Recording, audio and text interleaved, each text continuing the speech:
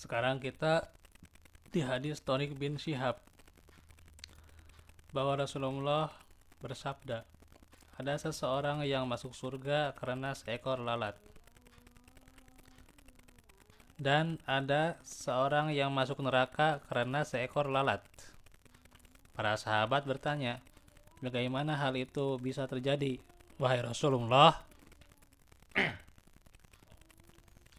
Beliau menjawab, ada dua orang yang melewati sekelompok orang yang memiliki berhala, di mana tidak ada yang boleh melewatinya kecuali dia mempersembahkan sembelihan binatang untuknya. Maka mereka berkata kepada salah satu di antara kedua orang tadi, persembahkanlah sesuatu untuknya berhala mereka. Ia menjawab, saya tidak punya sesuatu apa-apa untuk dipersembahkan ya, kepadanya. Mereka berkata, persembahkanlah meskipun hanya seekor lalat ya. Ia pun mempersembahkannya. Ya. Ia pun mempersembahkan seekor lalat.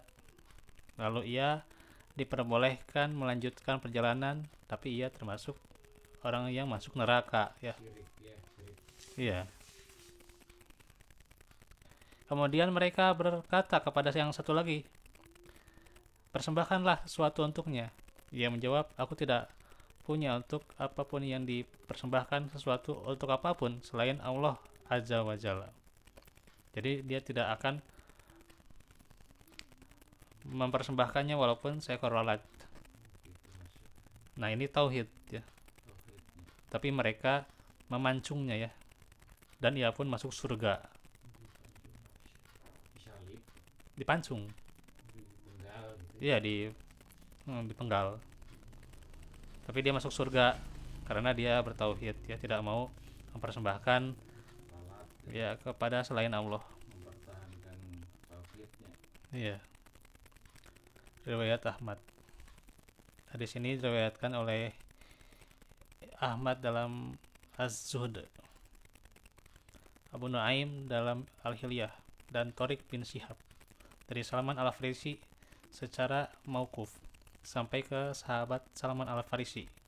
Sanadnya sahih. Demikian diterangkan oleh Ad-Dausari. Jadi hadis itu bukan sabda Nabi, cuman perkataan sahabat, yaitu Salman Al-Farisi radhiyallahu anhu. Sekarang Tariq bin Syihab. Tariq bin Syihab yakni Tariq bin Syihab Al-Bajali Al-Ahmas adalah seorang sahabat. Al-Bagawi berkata, ia singgah di Kufah. Ya, Kufah. Abu Daud berkata, ia pernah melihat Nabi namun tidak mendengar hadis beliau. Al-Hafiz berkata, jika ia pernah bertemu Nabi, maka berarti dia seorang sahabat. Dan jika ia tidak mendengar hadis, maka riwayatnya termasuk mursal sahabi, dan hukumnya diterima berdasarkan pendapat yang rojih menurut Ibnu Hibban. Wafat adalah tahun 83 Hijriah. Tapi yang benarnya ini adalah hadis ini atau perkataan ini sampai di Salman Al-Farisi saja ya.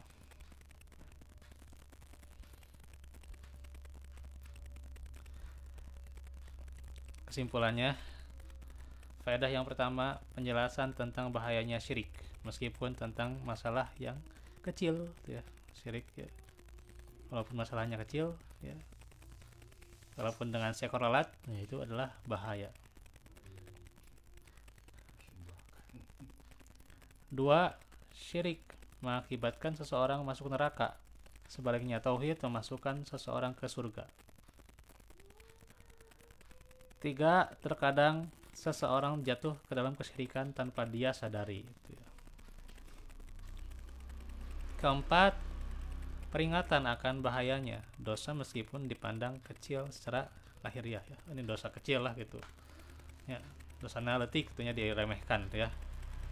Dosa kecil. Nah, itu tetap bahayanya dosa ya.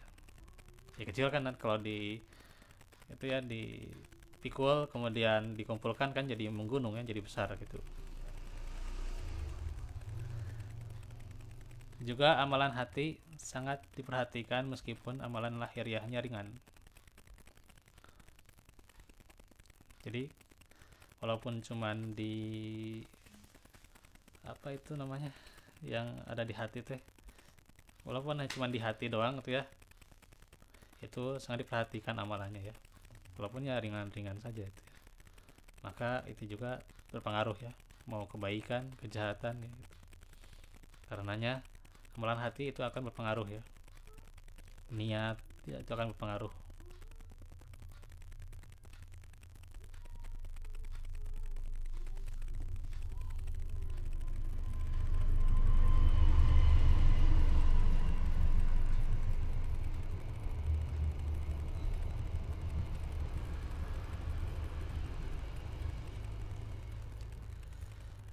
Menyembelih atau berkurban adalah ibadah dan mengalihkannya kepada selain Allah merupakan kesyirikan.